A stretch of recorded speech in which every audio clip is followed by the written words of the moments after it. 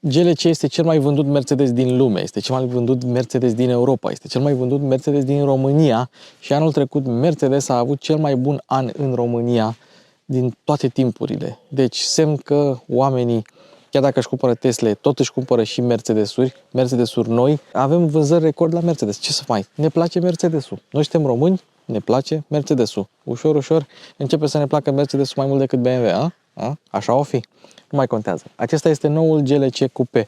Probabil cel mai frumos Mercedes actual. În opinia mea, opinia voastră poate fi diferită. Spuneți care este cel mai frumos Mercedes în opinia dumneavoastră. Mai avem puțin și atingem 100.000 de abonați. Deci dacă vă place contentul și nu ați făcut asta, o să vă rog frumos să vă și abonați, să facem 100.000.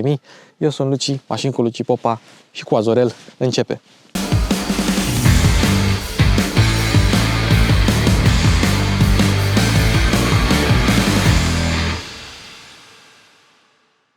A, vrei să-ți iei mașină? O duci la mecanic, foarte bine, o duci la reprezentanță, și mai bine. O duci la prietenul tău care se pricepe la mașini, și mai bine. Dar ce se întâmplă dacă mașina e departe, în Germania sau în altă țară? Sau iei de la licitații? Simplu, încearcă un raport car vertical. Acolo poți afla dacă mașina are kilometri dați înapoi, dacă a avut daune mici sau mari, dacă a fost taxi, dacă a fost inundată sau de America. Din păcate, chiar și cu noul raport car vertical nu poți vedea dacă s-a ascultat manele sau nu în mașină. Dar dacă vrei, ai reducere 20% în descriere sau folosește cod Luci Popa. V-am pupat! Noul GLC Coupé pleacă de la 63.000 de euro cu TVA inclus. Noi avem aici o versiune GLC 300e, care, dacă o iei cu pachet AMG cum avem noi aici, vopsea albastră și faruri Digital Light, pleacă de la 85.000 de euro. Mai pui un pachet 2 pe ele, se apropie de 90.000. Dar asta, așa cum o vedeți aici, cu AMG și cu vopsea albastră și 300e, pleacă de la 85.000 de euro, cu tot cu farurile Digital Light. Și da, știu că este scumpă, dar dacă oamenii au bani, cine sunt eu să mă împotrivesc? Să avem cu toții bani. Bani la toată lumea. G vine de la Gelandewagen, mașină de teren, deși asta care vine standard cu suspensia sport, nu știu cât de mașină de teren mai este, dar o să vorbim despre asta după aceea. L este cuvânt de legătură, C de la clasa din care face parte C clasă, adică segment mediu, segment D. 300 vine de la putere, E vine de la plug-in hybrid și Formatic, faptul că avem tracțiunea integrală. L-a deranjat pe Azorel. Normal, șofer de BMW. 17% din toate merțanele vândute la nivel global sunt GLC-uri. Deci vă dați seama ce succes are acest model și cât de important este pentru producător. Se face în Germania, Thailanda, Indonezia, China, Malaezia, însă, evident, noi fiind în Europa și în Uniunea Europeană, noi primim modelul făcut în Germania, la Bremen. Voiam să încep întâi cu luminile, dar vreau să punctez o chestie rapidă, că poate o uit după aceea. Mașina asta este un plug-in hybrid. Dacă rămâi fără benzină, trece pe electric. Însă, dacă nu mai ai nici benzină și nici electric, ai mod țestoasă cum găsești la modelele electrice. Deci, în ultimă instanță, dacă rămâi fără benzină, merge pe electric și după aceea o să îți reducă puterea electrică exact ca la o mașină electrică și ai turtle mode ca la electrice. Foarte interesant. Nu mă așteptam la așa ceva. Luminile. În standard ai LED High Performance, care sunt niște LED-uri cu reflector. Am văzut ieri un GLC Coupé fix ca ăsta, care avea LED-urile standard. Farurile alea luminează bine. Însă, ce avem noi aici? Digital Light, ia să vedem, Digital Light cu proiector, care sunt farurile de top la Mercedes. Ce înseamnă acest lucru? Păi, ai faruri Matrix LED, asta odată. 2. Ai cornering. 3. Ai lumini de ceață pentru vreme nefavorabilă, lumini de zi cu LED, semnalizări cu LED. Ai funcție anti-orbire, dar ai și funcție de proiector. Ce înseamnă asta? Și o să încerc să filmez diseară la noapte când mă plin cu mașina, ca să... Ce trebuie să țineți minte este că avem proiectare pe asfalt și nu numai de mai multe chestii. Pentru început, când o pornești, scrie Mercedes-Benz pe orice perete sau, cum am făcut eu ieri, am scris pe un Audi Mercedes-Benz cu farurile. 2. Fac un dans când pornesc. 3. Atunci când te apropii de mașina din față, îți apare pe asfalt că ești prea aproape de mașina din față. Dacă vrei să fie iluminată banda ta, îți iluminează fix extremitățile benzii. Dacă vede un pieton sau un animal, o să îl lumineze mai mult, exact ca un reflector la teatru, dacă mai merge cineva la teatru în ziua de astăzi. Și multe alte chestii pe care o să încerc să le exemplific diseară când o să filmez. Aceste faruri sunt recunoscute ușor după aceste LED-uri albastre. Dacă nu au LED-urile albastre, nu sunt farurile Digital Light. Apropo, ai farurile Digital Light opțional și opțional în plus ai și funcția de proiectare. Deci poți să ai Digital Light fără proiectare. Din fericire, noi avem Digital Light cu proiectare. Totodată farurile te anunță când mergi pe interzis, când treci pe roșu sau când nu stai la stop. Bă, dă-o drecu! În oglindă avem LED-urile de semnalizare și lumina de curtoazie, o să punem imagini peste. Cam așa arată și stopurile cu LED pe care scrie Mercedes-Benz, o dungă frumoasă, LED-uri pentru luminile de ceață, marșarierul este pe partea cealaltă, adică aici, și semnalizarea cu LED. Un LED simplu, nu este vreun LED dinamic, nu avem vreo formă specială, dar foarte important de spus, în momentul în care deschizi haionul, rămâne semnalizarea pornită. Vopseaua la Mercedes este 0,10, deci nu este cea mai groasă vopsea de pe piață, dar pare să fie aplicată bine. Și știu că n-am mai zis asta de mult, dar o să o repet, am vorbit cu cineva care cu asta se ocupă, vopsiri și revopsiri și vopsea. 1. Niciodată nu o să iasă la fel de bine ca în fabrică, oricât de bine ar fi aplicată și oriunde te-ai duce. Și 2. Nu contează neapărat grosimea ei, contează cât de bine a fost aplicată și calitatea vopselei în sine. Grila este plină de steluțe Mercedes și cu reflexia de la camera mea sunt stele verzi. Deci, efectiv, mașina asta te face să vezi stele verzi. În emblema Mercedes, de fapt în asta, nu în cea de sus, avem radarul frontal și probabil alți mici senzori. Însă, ia uitați aici, avem degivrare, ca tu să poți să mergi pe pilot automat sau să funcționeze frânarea automată și atunci când mașina este înghețată. Vă dați seama, dimineața pornești mașina, o pornești pe electric și se încălzește doar emblema. Apropo, camera față este aici, nu este acoperită și nu este nici spălată, deci se poate murdări destul de ușor. Dar mai important este radarul decât camera. Totodată avem și grila activă pentru aerodinamică. Avem prize de aer adevărate care scot aerul pe lângă mașină, creează efectul de outwash și transmit aerul în jurul mașinii, tocmai ca să nu ai o rezistență la înaintare foarte ridicată. Și apropo de rezistența la înaintare, mașina asta nu doar că este mai aerodinamică decât un GLC normal, deci ar trebui să fie mai eficient și mai silențios la drum lung, 0,27 coeficient versus 0,29 la GLC normal, la GLC SUV. Însă, față de GLC-ul Coupé anterior, avem un coeficient mai bun cu 10%, de la 0,30 cu 10% scăzut la 0,27. Nu avem diuze de spălare integrate în ștergătoare, ceea ce înseamnă că GLC-ul Coupé nu are celebrele Magic Wipers și dacă vrei să ridici ștergătoarele, o să dai în vopsea. Uitați-vă la clipul meu cu Hyundai Tucson Chel roșu, dacă vreți să știți cum puteți să evitați această situație. Din ciclul Ce vezi în pădure, a venit o veveriță și și-a depozitat aici prada.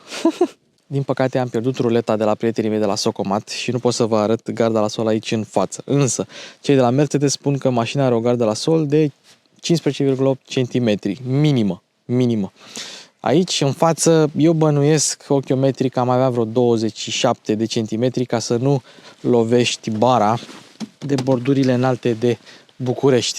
Și da, mașina nu o să fie niciodată un off-roader, dar Mercedes a declarat unghiurile de atac, degajare și rampă, adică 19,8, 18,6, 13,9, care nu sunt valori extraordinare pentru un SUV sau un off-roader, dar mașina asta nu este un off-roader, nici nu vrea să fie. Cu toate astea, Mercedes se laudă că ar putea să facă ceva pe teren accidentat. Tracțiunea integrală 4MATIC evident te ajută. Dacă ai versiune plug-in hybrid, atunci mașina poate să distribuie mai bine cuplu și să acționeze ca un reductor atunci când ești în teren accidentat. Antifonare cu plastic în față, cu pâslă în spate, mi-a scos pe decibelmetru și uite aici niște canale aerodinamice pentru silențiozitate și reducerea turbulenței. Mi-a scos pe decibelmetru la 80 la oră pe traseul meu de test 59,5. Sub 60 este o valoare premium. Plasticul ăsta de aici tot rol aerodinamic are și jantele tot rol aerodinamic au. Or fi ele AMG, dar sunt pline. Jante pe 19, jante intermediare, dar jantele standard care vin pe pachetul AMG Line. Jantele pot fi între 18 și 20 de inch și majoritatea au acest efect aerodinamic. Gâlca este construită pe platforma Modular Rear Architecture, cu motor amplasat longitudinal, la bază fiind o platformă cu tracțiune spate. Pe față avem suspensie cu 4 brațe, 4-link, pe spate avem multilink, 5, cu un setup din aluminiu pentru reducerea masei. Discurile de frână sunt ventilate față-spate, însă în față sunt și perforate. Asta este o mașină grea. adică 2,3, aproape 2,4 tone la gol. Și mă refer aici la versiunea plug-in hybrid, pentru că versiunea de bază are undeva la 1900 de kg, deci vreo 400 și ceva de kg doar bateria și sistemul hibrid. Toate gâlcile vin cu 9 Getronic ca și transmisie. Carcasa transmisiei include și motorul electric la versiunile plug-in hybrid, dar include și cutia de transfer, care este format din pachetul de ambreiaje. Formatic-ul în sine mai lucrează și cu senzorii de viteză ale roții, dar și cu sistemul de control al tracțiunii. Transmite în mod normal cam 60% din cuplu pe spate, 40% către față, dar poate transmite până la 100% pe față și până la 100% pe spate. Acum, nu avem funcție de torque vectoring activ, avem torque vectoring prin frânare, adică dacă mașina dorește să contracareze o subvirare, va frâna roata interioară, nu va transmite cuplu către roata exterioară, pentru că avem diferențial deschis pe toate părțile. Soluția asta este o soluție care reduce masa, dar nu neapărat este mai eficientă decât ceea ce oferă concurența. Indiferent de versiune, ai o servodirecție electrică cu raport variabil, însă dacă alegi versiunea cu Airmatic, primești automat și direcția pe puntea spate, pe care mașina asta nu are. Are suspensia Sport, care vine în standard. Deci o suspensie non-adaptivă, dar suspensie Sport care o poți găsi pe GLC, dar pe GLC Coupe vine în standard, că n-ai Coupe, trebuie să ai sportivitate. La viteze mici, puntea spate virează 4,5 grade în direcția opusă celei de mers sau, la viteze mari, 4,5 grade în aceeași direcție precum cea de mers. La viteze mici se micșorează diametrul de bracaj de la 11,8 metri la 10,9.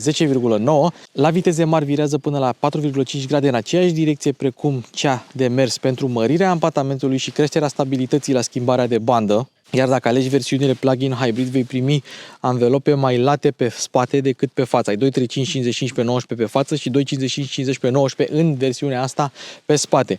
Jantele sunt mai late pe spate la plug-in hybrid, unul pentru că mașina este mai grea, dar și un cuplu mult superior celor termice. Față de GLC-ul normal, GLC-ul Coupe virează cu 2 grade în plus, de la 2,5 grade la 4,5 grade. Iar asta este foarte important, mai ales atunci când vrei să mergi sportiv sau când vrei să întorci în spații înguste. Tot pentru aerodinamică mai avem și pragul ăsta decupat în zona asta. Aerul trebuie să se miște pe lângă mașină.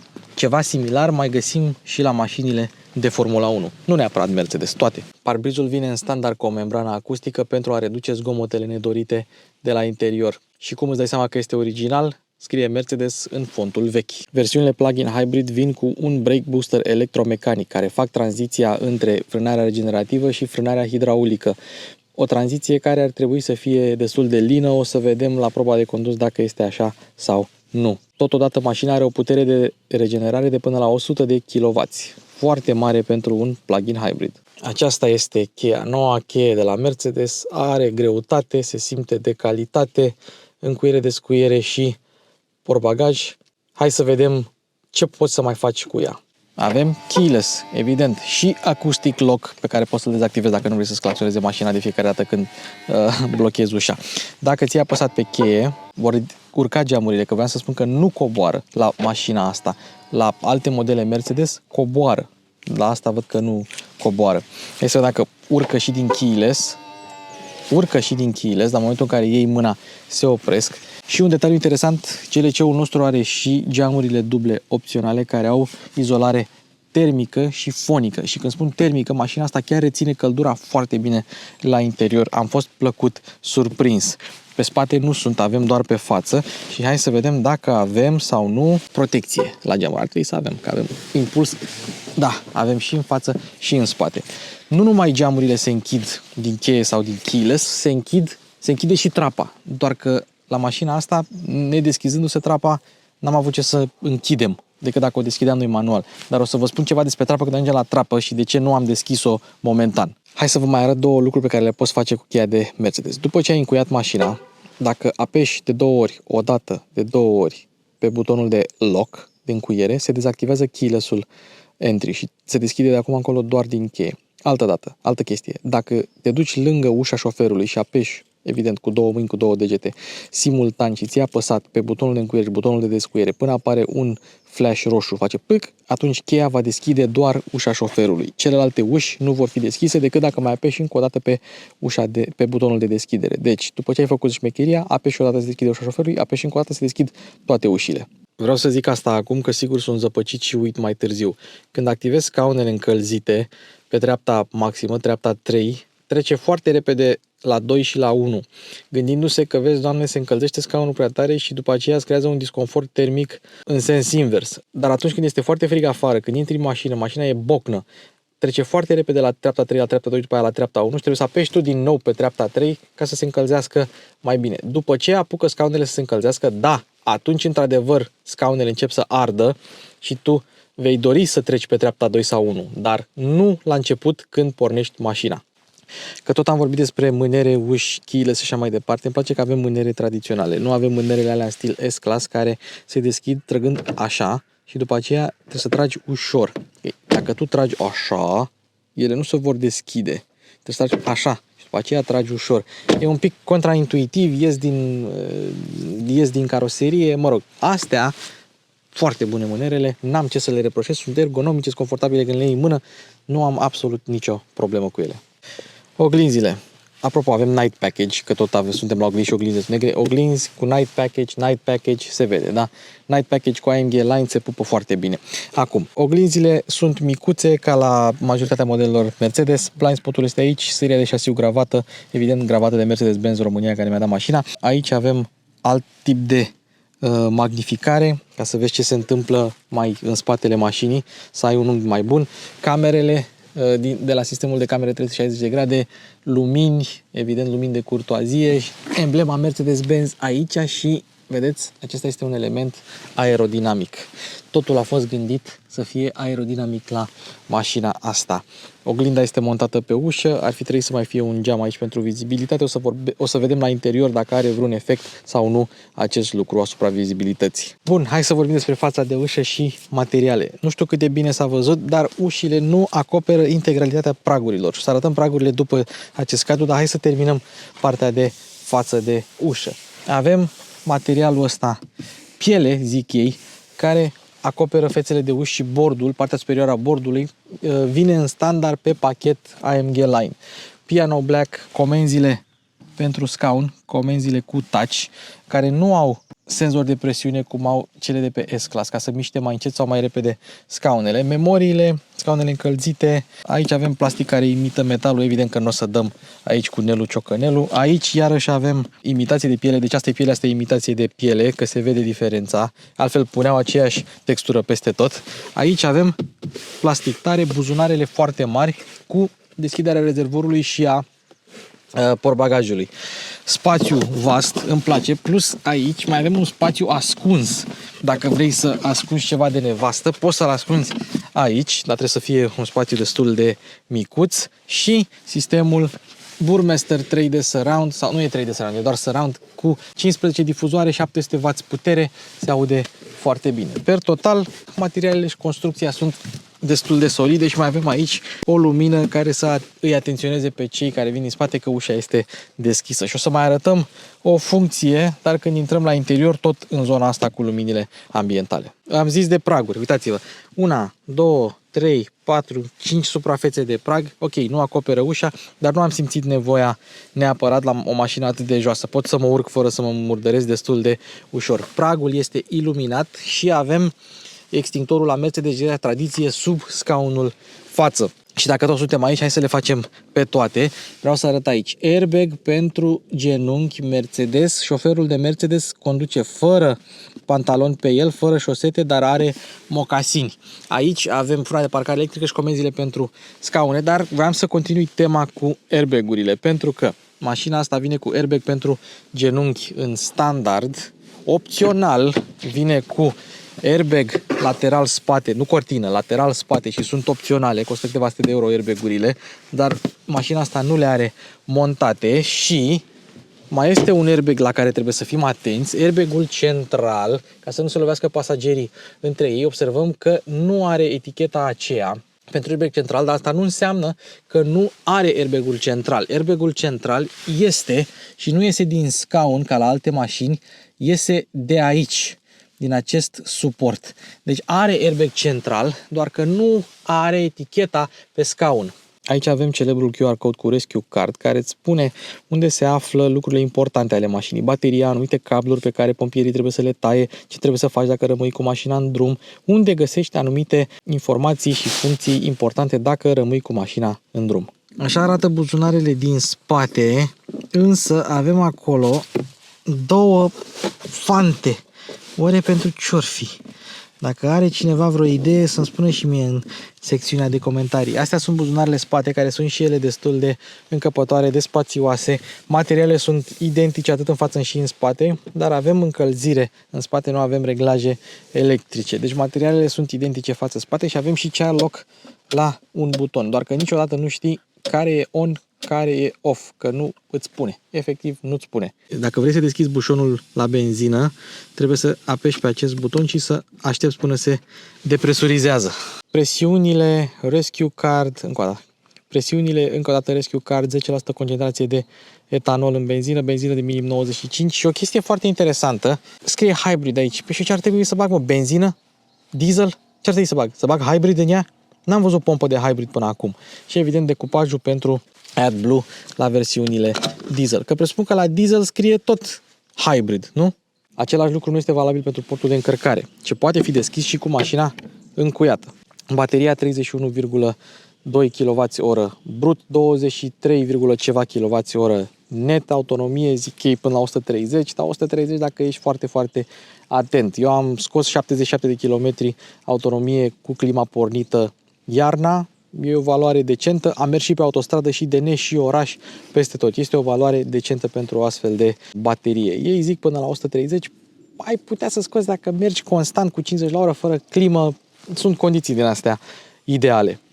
11 kW Type 2 în standard, opțional dacă vrei plătești și ai încărcare DC până la 60 de kW pentru plug-in hybrid. Și dacă nu mă înșel, în clasa asta nu mai există o mașină plug-in hybrid care se încarce atât de repede. Mai sunt alte plug-in hybrid care se pot încărca mai repede, însă asta este o valoare excelentă pentru un plug-in hybrid din această clasă. Bateria sistemului hibrid a fost dezvoltată, atenție, dezvoltată, nu produsă in-house de Mercedes și are un sistem de răcire intern. Pentru că ne aflăm în Uniunea Europeană, este obligat să ne dea 8 ani, 160.000 de kilometri garanție la bateria hibridă.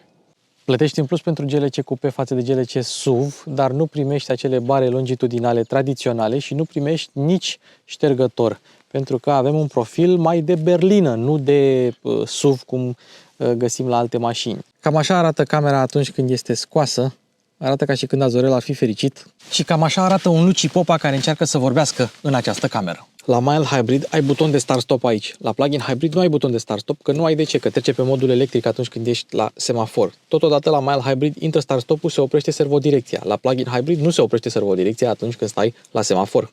Evident că se deschide și din cheie, se deschide și din buton. Are o grămadă de funcții de deschidere și de închidere. Hai să vedem ce ne oferă acest portbagaj. Să nu credeți că dacă avem versiunea GLC Coupe, primim același spațiu de pe versiunea GLC SUV, evident. Hai să începem cu copertina. Copertina care se trage așa. Problema este alta. Ce faci dacă e scund sau ai mașina murdară, nu vrei să te murdărești? Trebuie să-i dai drumul. Dacă dai drumul, e un pic cam agresivă. Poate fi depozitată și așa, în sus, dacă vrei sau dacă ai nevoie de așa ceva. Și hai să vedem. Plasă. Aici avem vesta reflectorizantă Mercedes-Benz oficială care arată ca și când Shrek ar fi mâncat o minge de tenis. Avem puncte de ancorare 4 la număr, 1, 2, 3, 4. Avem o plasă pentru diverse obiecte și avem cablurile de încărcare domestic și Type 2 care nu pot fi puse sub podeaua falsă pentru că avem acest mini spațiu de depozitare. Ce vreau eu să spun acum este că la GLC-ul SUV și la GLC-ul non-plug-in hybrid coupe ai mai mult spațiu sub podeaua falsă. La GLC-ul normal ai podea plană aici. La GLC-ul coupe nu ai podea plană, dar oricum nu ai o margine de încărcare mare, cât jumătate de palmă. Volumul 545 de litri la versiunea normală față de 600 la SUV sau 390 la plug-in hybrid, adică ce avem noi aici, versus cât era? 470 la SUV plug-in hybrid, dacă nu mă înșel. Priză de 12 volți, asta este una din cele două prize de 12 volți ale mașinii, a doua o să o arătăm unde este ascunsă și așa se rabatează bancheta. Cam așa cu portbagajul lui GLC Coupe. 390 de litri la plug-in hybrid, te descurci cu el, nu e nici prea, nici foarte. Încă o lumină, cum am văzut pe ușa șoferului, avem aici și să vedem, odată, ăsta doar închide, care săgeată doar în jos. Ok, de aici se și încuie mașina și presupun că asta doar deschide, pentru că nu are cum să aibă funcție de ea. Ok, deci doar deschide, nu are funcție și de închidere. Și dacă vrei să nu-ți fie prinsă centura ca la taximetriști atunci când rabatezi bancheta, ai locul ăsta unde poți să o bagi. Cu toate astea, aveți grijă la banchetă că e destul de grea. Așa. Și da, nu vi s-a prins centura. Decât puțin. Deci degeaba ai chestia aia, că tot se prinde. La Mercedes, maneta de deschidere capotă mereu este roșie, inclusiv la noile EQ-uri, care nu te lasă să deschizi capota. E un panou, îl desfaci cu o șurubelniță, dai panoul jos, ai maneta roșie. Bun, după ce am deschis capota, avem un easter egg. 254 aici. Ce înseamnă 254? Este codul motor M254. Asta este capotă de M254, adică capotă de benzinară. Fie că alegi mild hybrid sau plug-in hybrid, toate motorizările sunt de 2.0, fie diesel, fie benzină. 254 este codul motor pentru benzinară, ca să știe lucrătorii sau roboții de la fabrică ce capotă să monteze pe mașină. Avem tifonare și da, avem amortizoare. Și ia uite borna de la baterie, că pe partea altă nu există, da. Asta este borna plus și avem și o bornă de minus care ar trebui să fie undeva pe caroserie aici. Asta este borna de minus. Deci asta e plus, asta e de minus. Avem în felul următor. Două versiuni mild hybrid benzină, două versiuni mild hybrid diesel, trei versiuni plug-in hybrid, dintre care două benzină și un diesel. Minim 300 de cai, adică nu ai versiune plug-in hybrid sub 300 de cai, ceea ce este decent, și nu ai versiune mild hybrid mai puternică de 300 de cai.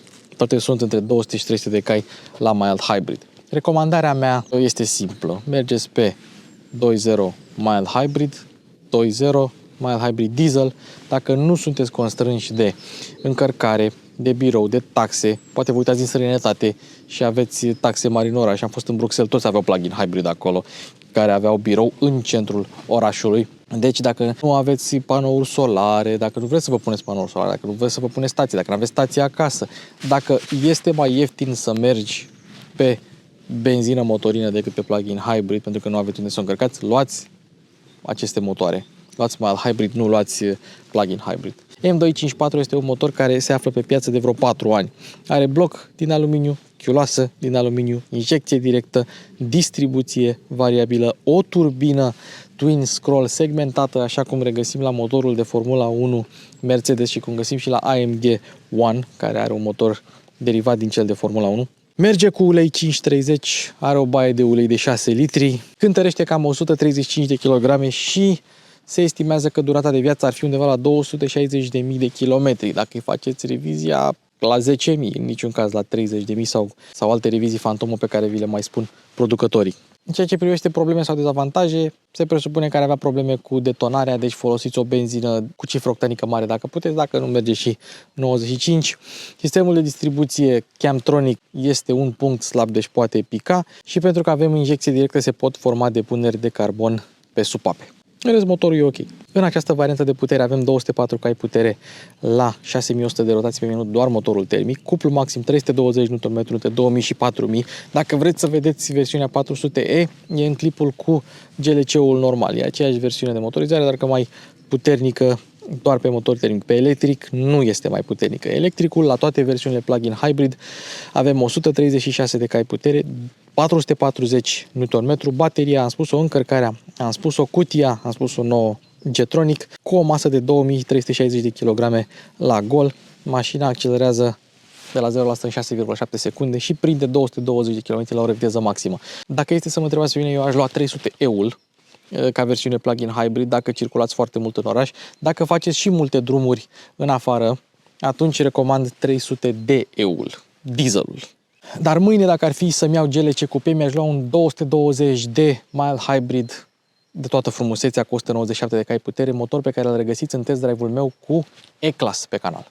Scaunele sunt cele Sport AMG microfibră cu piele, cu reglaj electric al tetierei, cu reglaj electric al volanului, dar chiar și în poziția cea mai joasă a așezutului, observăm că el stă la un unghi, deci asta este o poziție dreaptă, scaunul stă un pic ridicat. Poți selecta de aici și reglajul lombard, restul butoanelor se află aici. Susținerea laterală este bună, eu fiind scund dau cu coatele în pernuțele laterale și avem o funcție foarte interesantă a sistemului pre-safe în cazul în care se apropie o mașină din lateral și pe sistemul pre-safe, care este montat și pe centuri, este menționat și pe centuri. În momentul în care acest sistem simte că vine o mașină din acest unghi, se umflă niște pernuțe aici și te strânge și mai tare și se duce scaunul un pic mai spre centru, astfel creând o zonă de deformare mult mai mare față de cum ai avea dacă n-ai avea sistemul ăsta. Și atunci ești protejat un pic mai bine. Tetiera se reglează pe înălțime electric, dar pe adâncime se reglează manual. Pedalierul este din aluminiu la versiunile AMG Line, accelerația tot în podea, ca la multe alte modele Mercedes. Am zis că vă arăt unde se află priza de 12 V la mașina asta, la pasager. Auto, este ascunsă. Să nu strice cumva designul frumos al interiorului de Mercedes. Dacă stai prea mult cu motorul pornit, în cazul de față l-am pornit eu ca să încarce bateria, îți arată asta. În 10 minute se stinge petrecerea. Hai să vorbim despre volan AMG, gros ca de obicei, măcar padelele sunt unde ar trebui să fie, butoanele sunt fie cu swipe, fie cu touch, dar se apasă toată placa asta, nu se apasă un buton în parte. Comenzile sunt relativ ușor de operat pentru că ai decupajele astea și le înveți după un timp, dar tot mai simplu era cu buton normal. Teșit este jos volanul, gros, piele perforată, reglabil electric, manetele le ai aici, fără nicio problemă. Schimbătorul se află aici ca la multe alte modele Mercedes, însă ia fiți atenți aici la materiale. Parcă sună un pic ca a ieftin, puteau să-l facă să se simtă mai de calitate. Bun, hai să trecem la materiale. Ați văzut materiale de pe uși, hai să vedem aici. Moale, frumos, bord îmbrăcat în piele, dar aici este un pic mai tare. Evident, aici nu o să dăm, imita aluminiu. Aici este lemn cu port deschis. Nu o să dăm, evident. Dar sună un pic a gol. Aici, moale, moale, dar mai jos. Tare. Aici, moale. Și evident acolo avem capitonaj. Același lucru pe partea asta. Genunchii nu să se lovească de ceva tare. Tare. Apoi mochetă. Cotieră tare. Aici tare și mai în jos tot așa. Material tare. Cam astea sunt materialele. Plafonul negru, textil. Astea de plastic, n-ai ce să le faci. Aici tot plastic. Dar nu este textil, deși seamănă. Imitația de material textil e chiar impresionantă. În rest, cam astea sunt materialele. Da, și n-am vorbit de piano black. Mult piano black poate fi înlocuit cu altceva. Recomand să fie înlocuit cu altceva. Sau, dacă îți place piano black, pune o folie. Pune o folie pe consolă, pune o folie pe ecran, pune o folie și pe celălalt ecran. Folii la toată lumea. Ia să vedem. Da, asta n-are folie. Spații de depozitare în interiorul noului GLC. Ați văzut buzunarele, deci nu le mai repetăm. Suporturi de pahare cu push pentru micșorarea volumului paharului, cheie, wireless charger în spate și avem pad-ul ăsta care e format din steluțe Mercedes, un USB-C plus ventilator pentru wireless charger. Au pus și ventilator la wireless charger să nu se mai încingă telefoanele atât de tare. USB-C pentru încărcare și conectivitate Apple CarPlay, Android Auto, deși avem și wireless și avem o tăviță aici. Nu vă stingeți țigările. Aici. Tăvița asta se poate și scoate dacă ai nevoie. Și mai avem niște lumini ambientale, capitonaj frumos și aici avem două USB-C-uri, tot pentru conectivitate, dar și pentru încărcare. Și pentru că în spate nu avem USB-C-uri și nu avem USB-uri deloc și am stricat surpriza, toate USB-urile din această mașină sunt pentru încărcare și conectivitate la Apple CarPlay, Android Auto, ceea ce nu se poate spune și despre alte mașini care au mai mult de un USB. Și încheiem cu torpedoul, care este iluminat, capitonat, amortizat și încăpător. Hai să facem capitolul ergonomie. Avem cârlig, dar o să vedem că nu avem mâner în spate când mergem în spate, centuri reglabile pe înălțime, mâner și la șofer, dar în spate n-ai, dar ai la șofer. Nu mai ții minte dacă la GLC-ul normal ai, cred că ai și în spate la GLC-ul normal SUV, lumină cu parasolar, frumos, parasolar cu lumină, frumos, ia să vedem. În momentul în care ai deconectat de aici, se pierde contactul. Da, și în momentul în care o dai pe spate, ar trebui să ducă și atunci, da. Deci e ok din punctul ăsta de vedere. Lumini ambientale și aici, și aici. Dacă vine cineva, se aprinde blind spot-ul și aceste ambientale se fac roșii și flicăre ca să nu deschizi ușa în calea lor. Sistemul pre-save, dacă simte că vei avea un accident sau nu frânezi sau nu ceva, vibrează, centura face așa pe tine ca să te atenționeze. Wipe-ul, ați văzut, luminile, ok, oglinda fără ramă, subțire, îmi place. Vizibilitatea spate o să o vedem un pic mai târziu la proba de condus. Acum este copertina ridicată, deci se vede că vizibilitatea nu este excelentă, este un pic mai bună cu copertina coborâtă, dar o să vedem la momentul respectiv. Microfon pentru sistemul de sonorizare. Hai să coborâm gurile de ventilație. Da, așa sunt închise, așa sunt deschise, sunt foarte ușor de acționat. Dacă schimb temperatura, se schimbă și culoarea, albastru pentru rece, roșu pentru cald, n-am nimic împotrivă, nu avem start-stop, doar un buton de start pentru motor și pentru toată mașina. Am arătat acest lucru. Spațiile de depozitare le-ați văzut. Avem câteva scurtături fizice pentru modul de rulare, camerele 360, sistemul de baterie, tot ce înseamnă model hibrid, mașină, o să vedem mai târziu acest lucru. Cititorul de amprente care se activează când te conectezi la Mercedes-Me la aplicație, poate să țină minte 7 persoane, 7 amprente și astfel poate să țină minte setări la 7 persoane. Închidere, mut, volum, sus și jos și o să vă mai arăt ceva un pic mai acolo legat de butonul ăsta de mut. Am dat eu expunerea un pic mai jos ca să vă arăt head-up display-ul. Cam așa arată head-up display-ul standard și poți avea și senzorii de parcare, blind spot, dacă e nevoie, plus ceva indicații cu realitatea augmentată pentru sistemul de navigație, dacă ai așa ceva pe mașină. Ai un afișaj sport, ai un afișaj minimal, ai un meniu de off-road, ai un eco display 4/5, setări, dacă ai nevoie să muți head-up display-ul sau să-i schimbi luminositatea sau să-l închizi.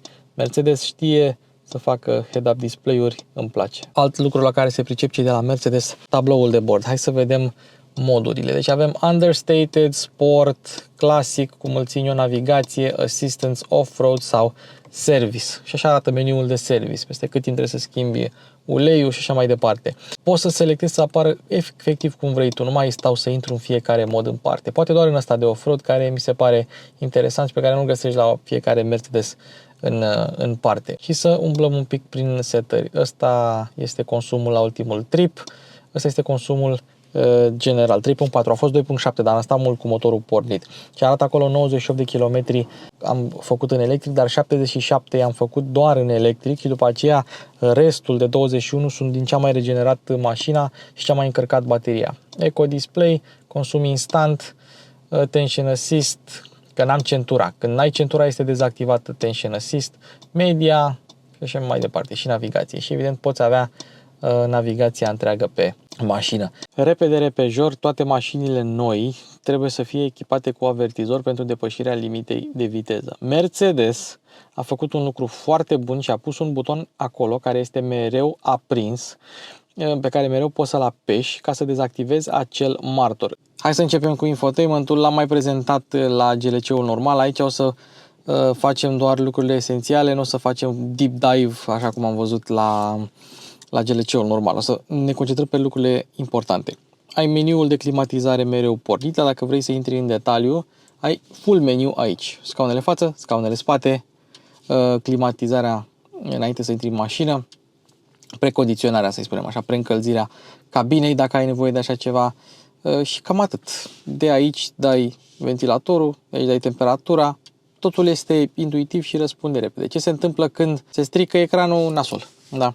Când mărești temperatura se face roșu, lumina ambientală, când o scazi se face albastră. Poți dezactivezi funcția asta dacă chiar ai nevoie. Pe lângă asta avem așa: filtre de particule fine, purificare aer, ionizare aer și recirculare automată dacă mașina simte că ai o calitate a aerului care nu corespunde cu ce ar trebui să fie. Deci dacă aerul este murdar, trece automat pe... Dacă e unul cu DPF off în fața ta, trece pe recirculare. Hai să o spunem pe românește, ce să mai. Dacă dai de sus în jos, ai niște scurtături. Și poți să-ți mai pui tu încă o favorită. Deci la Burmester aici frumos. Acesta este meniul principal cu navigația, cu media, cu telefonul conectat, cu setări cu privire la mașină. De fapt, astea sunt setările navigației, unde să te duci tu. Așa arată mașina, este un GLC cupe, dar na, nu prea folosești navigația mașinii. Mai ai setările în ceea ce privește stațiile de încărcare, destinațiile în ceea ce privește stațiile de încărcare pe care le are mașina. Evident, având fast charge, e normal să ai și setările rapide. Dar oricum vei folosi PlugShare, Google Maps, Apple CarPlay, Android Auto și mai departe. Sus avem scurtătura pentru CarPlay. CarPlay este wireless, merge bine, nu prea am ce să-i reproșez, ai toate aplicațiile pe o singură foaie, ceea ce e ok. Abia aștept să apară mașini cu CarPlay 2.0 să vă arăt acolo chestii interesante, plus alte chestii, ceas, baterie, Mercedes-Me, poți să intri aici la setări conectivitate, poți să intri la telefoane conectate, poți să intri la ceas, dacă vrei să schimbi data din vari motive. Poți să faci multe chestii, dar în general vei rămâne la meniul ăsta de Apple CarPlay și Android Auto, care se vede foarte bine. Mereu uit de camere. Camerele sunt 360. Avem și parcare automată. Dacă ai nevoie de așa ceva, hai să ne întoarcem la camere.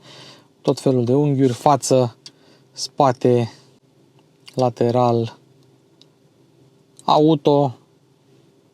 Și aici faci un pin. De exemplu, dacă vrei când ajungi acasă să se deschidă camerele, să aprindă camerele tot timpul, selectezi acel unghi și mereu când ajungi acea poziție pe GPS, mașina îți va porni camerele. Nu e nimic nou, am zis doar să vă spun. Mergem la confort. Scaune, cinetică scaune, practic un masaj de revigorare, să spunem așa. Se mișcă scaunul în funcție de cât stai tu pe el, adică dacă ai nevoie să te miști, îți mișcă scaunul anumiți mușchi astfel încât să nu amorțești. Și avem aici un sistem care setează poziția la volan în funcție de înălțimea ta și mereu o setează prost. Și aici avem culori pentru lumini ambientale, brightness, efect și așa mai departe. O să punem noi imagini peste cum arată luminile ambientale noaptea. Mercedes-Benz se pricepe foarte bine la lumini ambientale, după cum se vede și în cazul de față. Un lucru destul de rar, merge butonul de back la CarPlay, chiar dacă tu nu ești în meniul de CarPlay, asta e foarte tare. Dacă apăsăm pe acest buton, intrăm la setări despre mașină. Head-up display, ESP, Car Wash Mode, să te pregătească pentru spălătorie, pentru RoboWash. Manual Shifting, dacă vrei să treci cutia pe manual, tocmai acolo. Acoustic Warning, Down Speed, un fel de Hill Descent Control, Parktronic, Lane Keep Assist, Active Steering Assist, adică lane centering și toate setările dacă vrei să te duci în setări. Și avem așa, Driving, Eco Assist, să-ți spună când să iei piciorul de pe accelerație, astfel încât să faci coasting și să nu mai consumi. Drive, Active Distance, da, distanța față de mașina din față. Active Lane Change Assist, dacă vrei ca mașina să schimbe banda singură în pilot automat. Downhill-ul l-ați văzut. Collision Avoidance, tot ce înseamnă frânare automată. Assistance, Attention Assist, ăsta nu trebuie. Traffic Light View, asta e tare. Vede semaforul și îți apare în bord camera cu semaforul și îți spune ce lumină este la semafor. Asta e foarte tare și este la pachet cu camerele 360 de grade acest lucru. Traffic Sign Assist, asta e foarte tare și semnalul acustic pentru New Speed Limit dacă se întâmplă ceva. Camerele, GPS-based navigation, parking și așa mai departe. Set warning tones, nu e nimic interesant aici. Vehicle driving, tot așa, câteva setări, nu pot să spun că e ceva interesant pe aici. Dynamic Select, Individual, Hybrid și la Hybrid să fie standard sau route-based. Hybrid-ul în funcție de unde te afli sau să fie standard. Individualul ți-l selectezi tu, Drive Steering ESP, pentru că nu avem suspensie, nu poți să selectezi și suspensia. Off-road Electric Driving, să treacă pe electric în off-road, ca să ai acea funcție de reductor, dacă ai nevoie sau nu. V-am spus de ea mai devreme. Dynamic Low Beam, Welcome Farewell Projection, ia să vedem, Star Wave sau Digital Rain. Asta îți arată, asta o să proiecteze mașina atunci când deschis sau închis mașina. Mie îmi place Star Wave-ul. Ok, supporting projections, spotlight, warnings, alert, ce v-am spus mai devreme, right side traffic, adică volan pe dreapta, poți să selectezi acte în Anglia, interior, exterior lighting, ambient lighting și mai departe. Sistem, astea sunt setări normale și informații cu privire la mașină, manualul utilizatorului. Astea sunt toate setările. Am ajuns în spate. Spațiul la cap nu este la fel de bun precum la un GLC SUV. Este normal. Plafonul ăsta plonjat își cere tributul. Dar, ce am observat, de multe ori se circulă ba cu copii în spate, ba cu mașina goală. Deci nu cred că va fi neapărat o problemă. Bancheta e destul de confortabilă. Aici, cumva, îmi place unghiul ăsta al scaunului. Nu prea mă deranjează. Parcă stai un pic mai bine decât în față la capitolul ăsta. Îmi place. Bancheta destul de rigidă, dar profilată. Stai drept, dar nu simți că scade capul în față, ceea ce e un lucru mai mult decât decent. Luminile ambientale se văd ok. Ai plasele astea aici. Spațiul la picioare. Deci observăm, scaunul este dat în spatele sau puțin mai în spatele montantului B. Eu nu ajung la pedale din unghiul acesta. Deci e locul unei persoane de 1,80 și ceva din experiența mea. Dacă l-aș fi dat prea mult în spate, atunci ar fi fost pentru o persoană de 2,20 m, așa cum zice Mercedes în sistemul de infotainment. Și atunci n-avea rost să o pun pentru persoane de 2,20 m, să pun scaunul pentru persoane de 2,20 m, că nu prea sunt persoane de 2,20 m. Și atunci ăsta este spațiul la picioare. Este mai bun decât la generația precedentă, la fel de bun precum la GLC-ul SUV. Dacă vrei să stai aici, cotiera asta e cam dură, nu prea e recomandat. Consola asta nu este foarte lată, dar este înaltă. Ai isofixuri pentru scaunele de copii, suport de telefon, suport de pahare, climă în spate, scaunele încălzite sunt aici, bancheta încălzită este acolo, gurile de ventilație care din unghiul ăsta arată ca și când ar fi bender din Futurama și nu avem USB-urile în spate. Poți să-i pui, dar mașina asta nu are. Din păcate nu are USB-uri în spate. Cam atât. În rest stai destul de bine. Dacă avea și USB-urile era și mai bine. Să vedem cum merge GLC-ul. Deși este benzină, sună un pic ca diesel așa până în 2000 de ture. Chiar dacă o turezi un pic. Are un pic de sunet de dieselache. Și chiar nu e diesel, adică m-am uitat, se bagă benzină în ea. Hai să vedem. Poziția la volan destul de înaltă, linia geamului destul de sus. Scaunele... Sunt scaune sportive conturate. Nu știu dacă sunt neapărat potrivite pentru mine, dar sunt aceleași scaune de Mercedes cu care Mercedes ne-a obișnuit de ceva timp pe modelele sale Sport cu AMG Line. Acum, vrea toată lumea scaunele AMG Line? Nu cred. Na, eu am spus deja că pernuțele sunt foarte mari și ating eu cu cotul aici, dar o persoană înaltă nu cred că va avea problema asta. Volanul e gros, am spus-o, e gros. Mie nu-mi place ca mâinile mici, dar na, per total poziția e ok și șezutul e un pic ridicat. Pentru mine nu e neapărat poziția ideală, dar pentru altcineva poate să fie poziția ideală. Oglinzile sunt mici, oglinda e mică, vizibilitatea, dacă n-ar fi copertina aia, am uitat să o dau jos, e așa și așa, dar asta e la toate SUV-urile cupe din categoria asta, nu e ceva nou, nu e ceva wow, pur și simplu așa se întâmplă la toate. Și montanții sunt destul de groși, adică e posibil să ai o mică problemă de vizibilitate aici, să ai un unghi mort destul de mare în zona asta. În spate, la fel, n-ai ce să... E o mașină în stil cupe, plafonul e în stil cupe, vizibilitatea va fi în stil cupe. În rest, poziția la volan e bună, mașina se simte solidă, se simte nu foarte mare, că n-ai o senzație din aia că mergi cu GLE-ul, că mergi cu ceva foarte mare. Nu e nici mică, la 4,7 m e cât un C-Class de lungă. Culmea e la fel de lungă precum GLC-ul normal. Doar forma spatelui diferă și plafonul, evident. Hai să vedem cum e mașinuța. S-au încălzit, toate s-au încălzit. Avem 70 și un pic la oră. Hai să accelerăm ușor.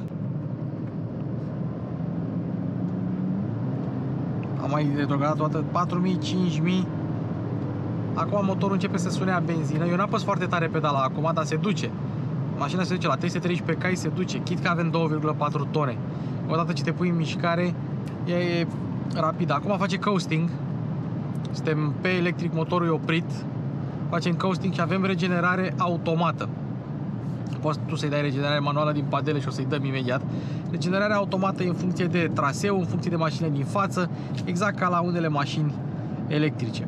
Ce e interesant de spus, cu bateria goală, când mergi, nu știu, 60, 70, 80 constant pe pilot, până se încarcă un pic bateria, va consuma mai mult ca să încarce un pic bateria. Similar cu ce se întâmplă la modelele hibride tradiționale gen Toyota, doar că aici mergem cumva mai puțin pe electric, adică electricul după aia te ajută, dar nu mai merge exclusiv pe electric și atunci scade consumul și tu mergi combinat pe hibrid. Dacă ești pe electric, va merge pe electric. La viteze mici o să meargă pe electric, chiar dacă bateria este aproape goală. Deci cu ce regenerează, cu ce încarcă ea, bagă înapoi în baterie și va merge electric, uite cum se întâmplă acum.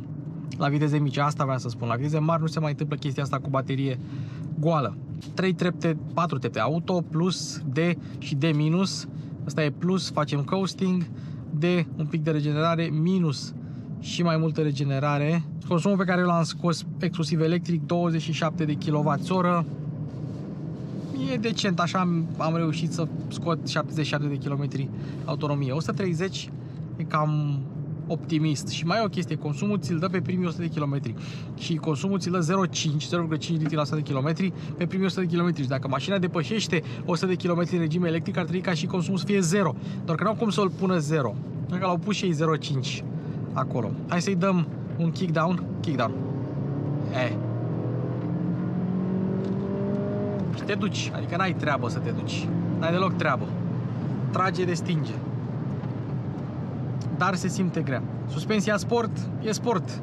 Simți asfaltul, simți că e un pic rigiduță mașina, vrei confort, îți iei Ermatic-ul și ai terminat bâlciul. Ermatic-ul cu direcție integrală. Cu toate că nu avem direcția integrală, având raport variabil, e destul de rapidă și destul de precisă. Și diametrul de bracaj chiar și așa nu e mare. Mașina virează foarte bine când reușești să virezi la maxim. Destul de plăcută, mai ales în oraș, și poți să întorci destul de ușor, evident, în limitele dimensiunilor mașinii, dar poți să întorci destul de ușor și te poți bucura de o direcție care este rapidă, precisă, dar care nu-ți oferă niciun fel de feedback de nicio culoare. De absolut nicio culoare. Și cu anvelopele de iarnă mai scârție o anvelopă din când în când. Mașina tinde să subvireze. La testurile anului mașina a avut o tendință subviratoare. Anvelopele cu care vine mașina asta standard sunt Continental Eco Contact 6Q, care sunt anvelope care vin pe Dacia Duster, care sunt anvelope cu rezistență redusă la înaintare. Deci e gândită pentru eco. Hai să vedem frânarea. Deci în prima parte a cursei intră regenerarea și după aceea când treci la frâna hidraulică se simte un pic mai natural, dar adevăr, există o treaptă, o trecere din asta nenaturală de la regenerare la frânarea normală. E normal, am mai văzut-o și la alți producători, nu e ceva nou. Ia să vedem pe dâmburi. Denivelările astea gen polițiști morți sunt luate destul de ok. O simți un pic rigidă, dar o simți mai rigidă pe asfalt curat, pe asfalt neted, decât pe denivelări. Într-adevăr, trebuie să te obișnuiești, dar na, toate GLC-urile vin cu suspensia sport. Vrei mașină sport, îți iei GLC Coupe, aia e. De frânat, frânează destul de eficient. Centura imediat, deci cum a simțit frânare de urgență, imediat m-a tras. Instant, nu că cum am apăsat pe frână, a simțit că e frânare de urgență, că dacă apeși și nu este frânare de urgență, frânarea de urgență se face zdrobind pedala de frână, pardon. Că dacă tu apeși pe frână ușor, după aia apeși mai tare, centura nu te mai prinde, te mai strânge așa, dar dacă tu zdrobești pedala de frână, am ceva cu pedala de accelerație, atunci mașina va ști că e frânare de urgență și te va strânge în scaun, te va sugruma. Noroc că e reglabilă pe înălțime, că altfel m-ar lovi în gât. La mers lejereanu, mers poziție de BMW, n-ai treabă cu mașina. Ai un răspuns bun, Asta dacă apeși pedala cum trebuie, că pedala e destul de rigidă. Am dat-o pe D+ acum și trebuie să apeși cu o forță destul de considerabilă pe pedală, astfel încât mașina să crească în viteză, pentru că dorește să consume cât mai puțin și să mențină o viteză de croazieră normală. Asta se întâmplă la mai multe modele Mercedes, nu doar aici. Se întâmplă și la unele modele de Audi să ai pedala de accelerație destul de rigidă. Mai rigidă chiar decât la unele modele Porsche. Dar în momentul în care apeși un pic mai tare, mașina știe că ai nevoie de putere și se va duce, se va duce, se va duce, se va duce, se va duce. Dacă o trecem pe sport, hai să o trecem pe Dynamic, o trecem pe sport, direcția se întărește, nu-mi place cum este pe sport, mi se pare că e prea tare, mi se pare că te lupți cu mașina, pedala de accelerație devine mai responsivă, cutia începe să schimbe mai bine. Dacă o trecem pe manual, poți să treci pe manual, să schimbe exclusiv pe manual, de unde v-am arătat din tabloul, din sistemul de infotainment, sau poți să schimbi tu pe manual și când te plictisești de schimbat pe manual, o să treacă singură pe drive sau ții apăsat pe plus și trece iar pe drive. Ia să vedem. Ai un pic de ruliu, evident o mașină de 2,4 tone și asta a fost ceea ce unii numesc subvirare. Mașina e ok, n-ai cum să ceri de la o mașină de 2,4 tone să fie un Lotus Elise, Doamne ferește, sau Toyota GT86 sau Mazda MX-5. Nu, e decent, dar nu e pentru, mașina nu e gândită pentru așa ceva. Ia să-i dăm M6. Aha, și a trecut iar pe drive. Și mai poți să mai treci pe drive în alt mod. Deci ieși pe manual și dai aici. O pui în drive din nou și trece pe drive. Și cam așa este GLC-ul. Dar cel mai bine este să mergi cu ea fie în hybrid, fie în electric. Mai ai modul ăsta battery hold și mai ai și un mod off-road. Dar nu o să-l folosim acum. În modul electric mergi pe electric, în battery hold îți menține încărcarea bateriei, astfel încât când ai nevoie de baterie gen în oraș să o folosești. Și pe sport, se întărește direcția și mașina devine un pic mai responsivă. Evident există și modul individual dacă vrei să le configurezi tu. Dar eu zic să o lași în hibrid, las-o pe ea să-și facă treaba. Tu bucură-te de drum și ai un Mercedes sportiv, să-i spunem așa. Un Mercedes nou, Mercedes generație nouă. Nu mai sunt barjele confortabile de altă dată. Acum vor să fie dinamice, vor să fie sportive, AMG Line, tehnologie, luminițe, lumini ambientale, AC brice și carice. Hai să vedem pilotul. Merge singură, ține banda, 80 la oră, distanța o setezi de aici, volanul. Hai să vedem. Culmea, prima dată le testez și eu tot aici, pentru că eu nu iau mâinile de pe volan în mod normal. Este capacitiv, nu este rezistiv. Blind spot-ul mi-arată că vine o mașină. Două chiar. Uite, duster mic și duster mare. Și acum hai să vedem cum ia mașina benzile, cum ia mașina virajele. Ia bine.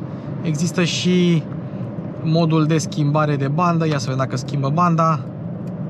Da? Cred că doar pe autostrada merge chestia asta. A mers la S-Class, la S-Class a mers. Știu că n-am S-Class pe canal, dar am condus eu și a mers. Nu, S-Class-ul cupe a mers. Ok, și acum bipăie mașina. În continuare bipăie. Hai să vedem ce se întâmplă.